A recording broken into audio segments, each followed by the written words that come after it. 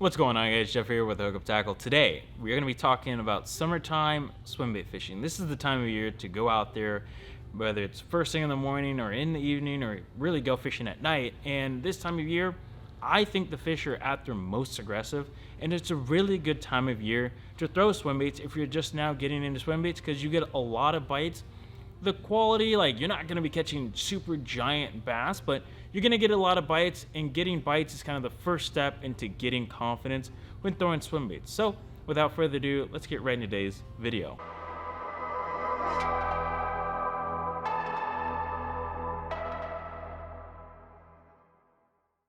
Okay, so for me, my schedule this time of year is kind of wake up at like 3 a.m. in the morning, get to the lake by like 4:30, fish until about 10:30, and then call it a good day before it gets extremely hot here in Arizona.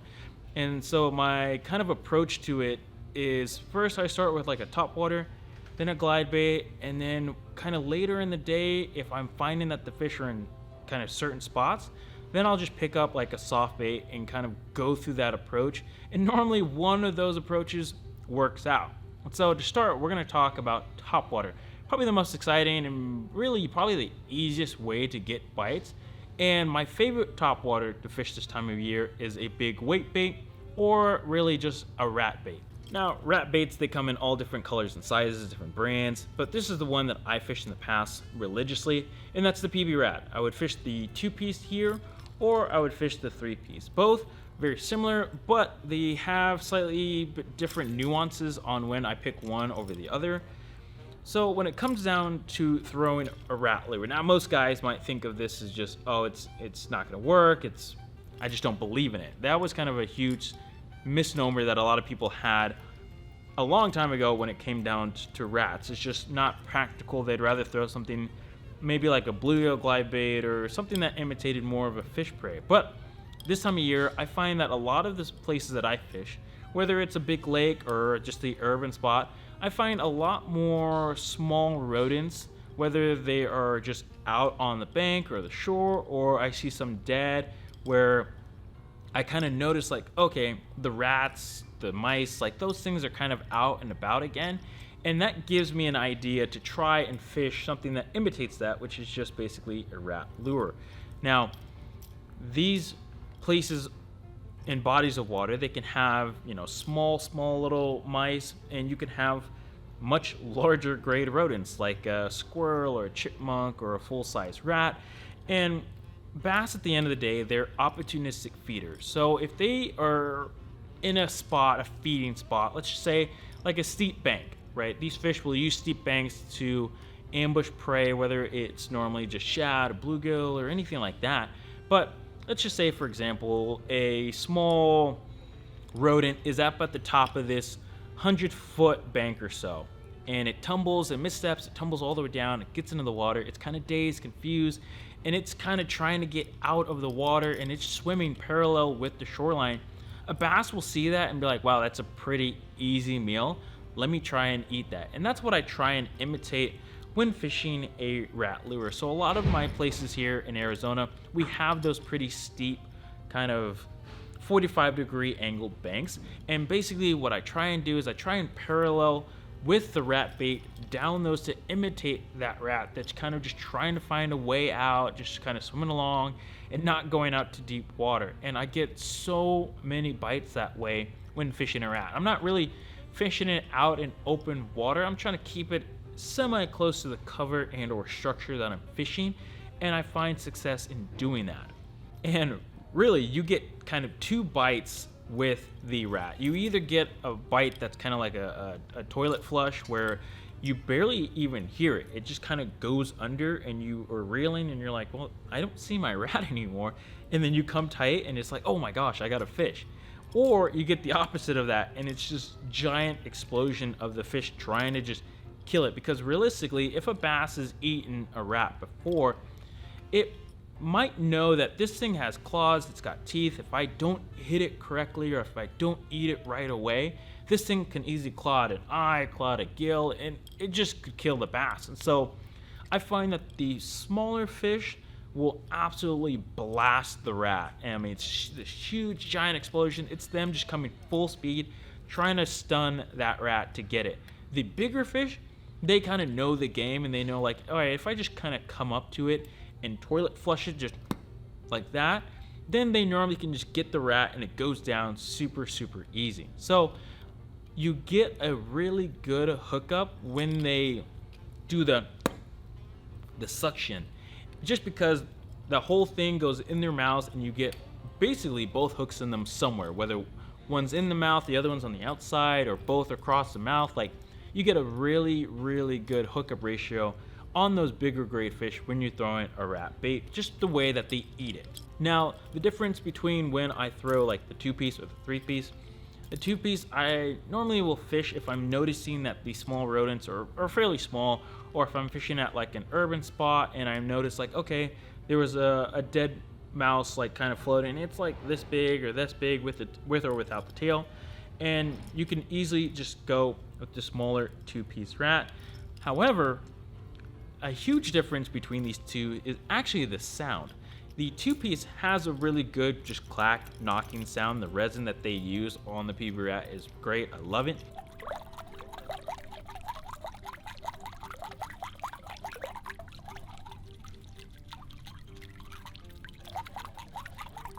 But on that 3-piece, the sound that it makes, it more has like a swishing, more like gurgle type of noise.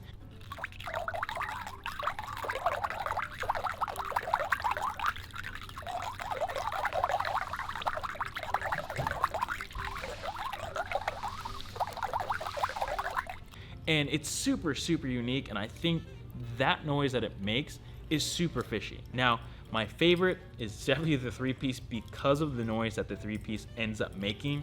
I think it's super unique, and the fish absolutely crush it. Small fish, big fish, doesn't really matter. That 3-piece gets absolutely smashed. And yes, it is, you know, a good size lure, especially with the tail. The body is maybe like 7 inches or so. With the tail, you probably sitting at like 13 inches, but it doesn't weigh that much. I'd say the 3-piece weighs about 3 ounces or so, and then the smaller 2-piece weighs about 2 ounces. So you don't have to have any crazy swimbait rods to throw the rat, and it works. So it's a great way to fish something that you're maybe not too comfortable with, but I'm telling you, they get bites, and when you catch fish on the rat, it becomes very, very addicting to where you almost just don't throw anything else. And it's not just an early morning or an evening thing. There's times when like that sun comes up and it's like 9 or 10, and I'm like, man, I still think I can catch them on the rat. And so basically I'll try and find like some shade pockets, and in those shade pockets you just throw it down. You can just straight retrieve it, and the rat just basically does everything for you, makes a sound. It's super simple, cast, slow retrieve, and it gets bit.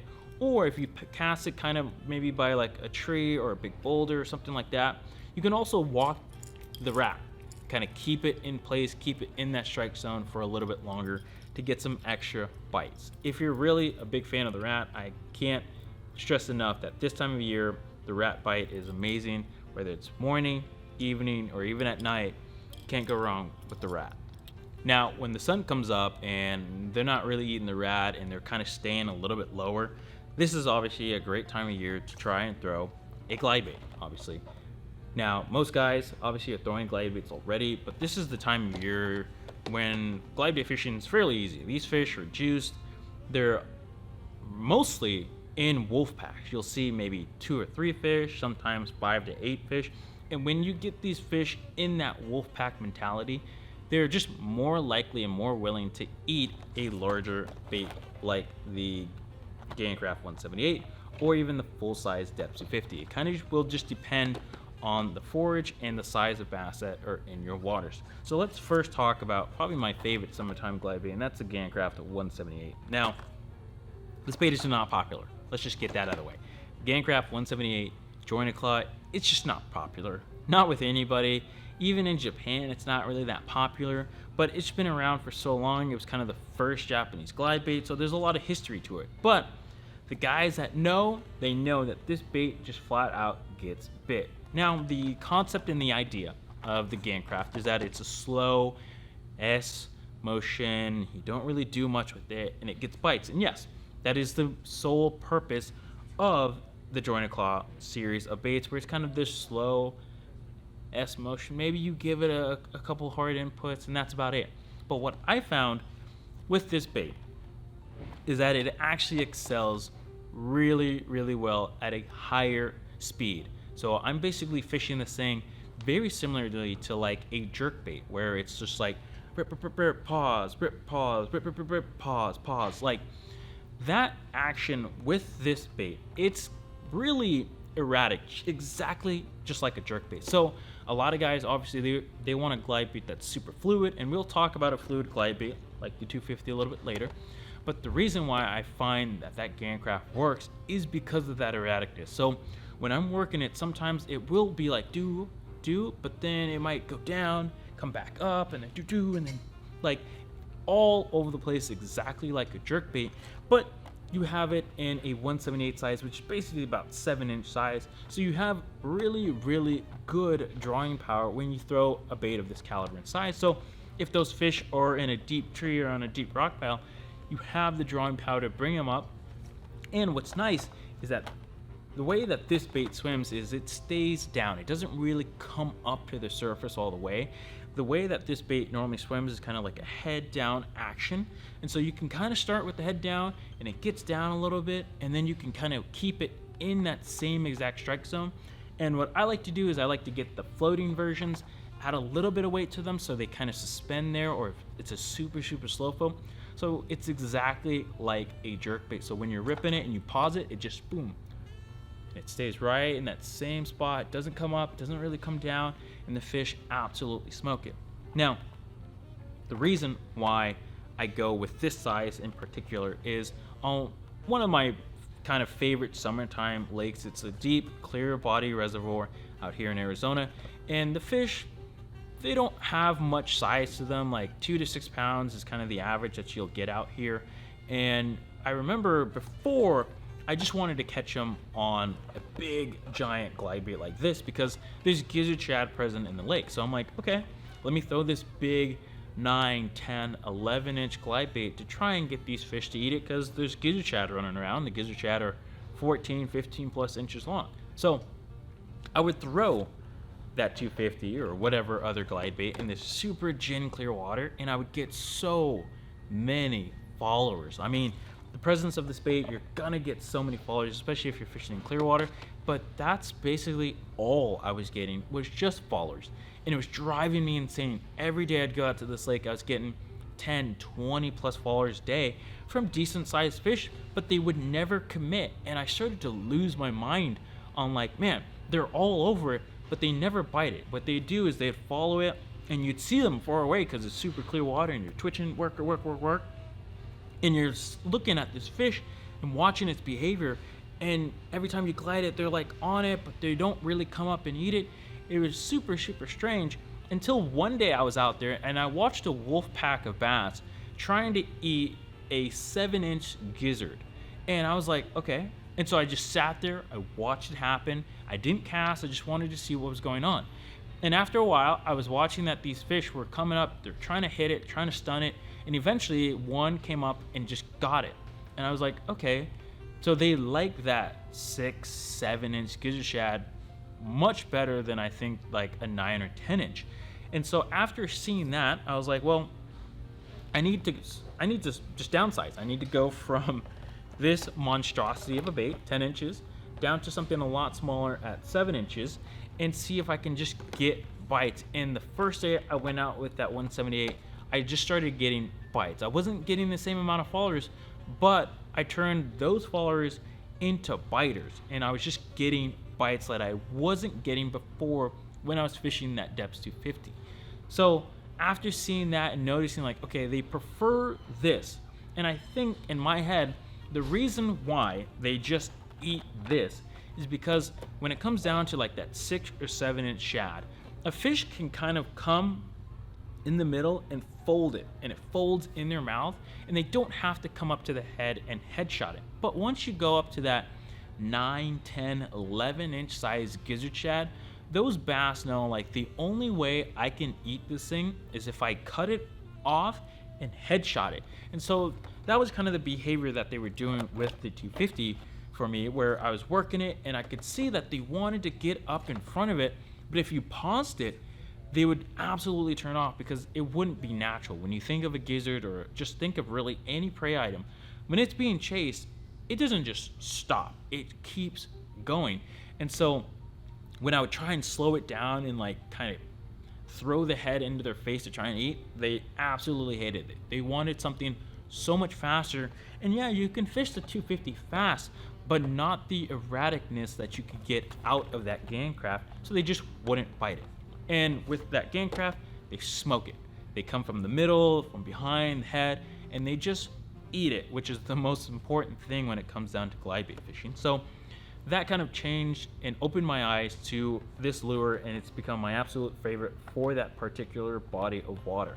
Now, on other bodies of water that I fish, where larger grade fish, where they eat on bluegill and that 10-inch size gizzard, then yeah, I just get away with throwing a 10-inch lure like the 250. I mean, it's a great lure, wide glide, and basically when I'm fishing those other bodies of water, I'm fishing just walls, or I'm fishing rocky areas where I'm seeing a lot of bait fish like tilapia or bluegill, and those fish absolutely smash that bait. So it really comes down to your bodies of water and kind of noticing like, okay, they don't really just bite this lure like they should. I should maybe downsize or maybe even upsize in some cases to get them to commit. And so sometimes it's the most important thing is focusing on what the fish are feeding on, especially if they're really keyed in on that 6-7 and there's more used to it and just really like this.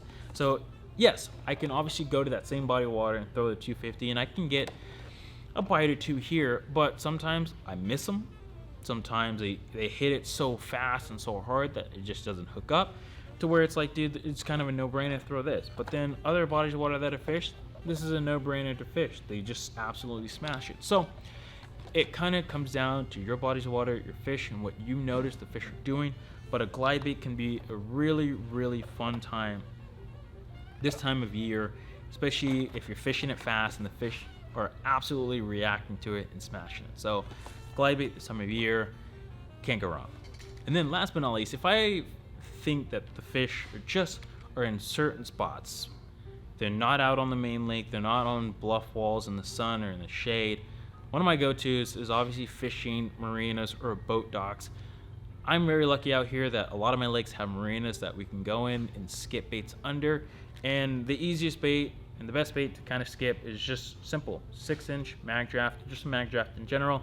6-inch this time of year has been just this absolute staple, super easy to skip, well, it's a Magdraft. Everybody knows the Magdraft has fish catching abilities that still nobody can really replicate with a soft swim bait. With the Magdraft and skipping it, I basically just try and find big boats that offer consistent shade. And what I mean by consistent shade is when I'm fishing on my bodies of water, I'll try and notice like, okay, this boat hasn't moved in like a decade. So this is consistent shade. There's boats that move every once in a while and the fish might use them, but they want something that's consistent and that stays there for a while. And so I'm looking for boats or for docks that just have been there for a long time and they don't really move, nobody really disturbs them. And that's where I'm going and flipping around this Magdraft, skipping it underneath the boats, underneath the docks, because this time of year those fish are looking for that shade to kind of get out of the heat, and these big boats offer that. And so it does take a little bit of skill to have the accuracy to cast in between slips and between docks, underneath boats completely, to not just completely, one, destroy your bait, and two, piss off at the residents that are there or the security staff. Like, so it does take quite a bit of time, quite a bit of cadence and practice to get the right skips. But once you're in tune with the skipping and all that, you can get so many bites. There's been many times when I'm on a body of water and I'm like, man, I can't find them anywhere. And then you slide in the marina and you're like, oh, every fish in the lake is under the marina looking for that shade. And so then you can have one of those field days where it's like, oh my gosh, I caught 20, 30 fish skipping around, soft swim baits underneath these boats, and I caught every size fish from 1 pound up to like 5, 6, 7 pounds. So this is the time of year to try skipping under, because for the most part, most fish will be relating to it. Now you can do this obviously on sunny days. On days where there's clouds, I find that they kind of will start roaming a lot. But when it comes down to fishing these boat docks, I'm looking for obviously the shadiest ones. So I'm looking up at the sun, seeing which angle of the sun is like, okay, if the sun's here, then the shade should be on this side of the boat or this side of the marina. So I should focus all my time here. And then you just kind of follow the sun. If it goes over on this side, then you switch up and go over here. So the sun will kind of dictate where the fish will be positioning on the dock or on the boat. So high noon, when the shade is directly underneath the boat, it's best to try and get that bait underneath the boat or as far back as you kind of possibly can, to give that fish a chance that if it is underneath the boat, it sees it and has time to catch up to it. If the sun is over here, then obviously you just kind of fish the left side. You can obviously still fish the right side, but it kind of depends on your fish and the pressure. If your fish are high pressured, and there's a lot of guys doing this technique, then the further the cast is definitely the best. And trying to get your bait in spots where a lot of guys are like, that's a really hard skip to make, I'm just not going to do it. So the practice comes in handy there, to where it's like, okay, I'm able to fish these few boats that most guys cannot get a bait under, and I am rewarded with catching maybe bigger fish and just maybe more fish as well. So skipping mag drafts around docks, absolutely killer at this time of year. So that's basically my approach to summertime swimbait fishing. It's worked for me for many years now, and I think it'll always work for the rest of eternity. But let me know how you guys go about summertime swimbait fishing. I know this is a great time of year. It's really hot. It could be really a drag to go out there, especially if you only have a small window and it's like middle of the day. But even in the middle of the day, I find there's some times and some bites where I'm like, it's 110 outside. Everybody's basically gotten off the lake besides the wakeboard and jet ski bros, but I'm still catching fish. And it kind of doesn't make sense, because you think like, all right, it's got to be first thing in the morning or in the evening. But there's been many times and many bites where it's high noon and I'm fishing a sunny, not even a shady, but a sunny wall with a glide bait, and I'm getting my arm broke in the middle of summer. So you kind of sometimes have to experiment, understand like what your fish are wanting, how they're relating to the sun. Do they like the sun? Do they really rather prefer the shade? Is it kind of a morning deal instead, night, evening? So every body of water is different.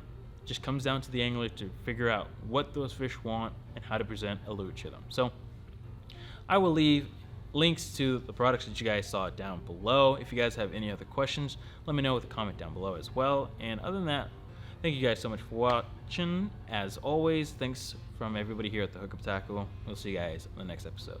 John.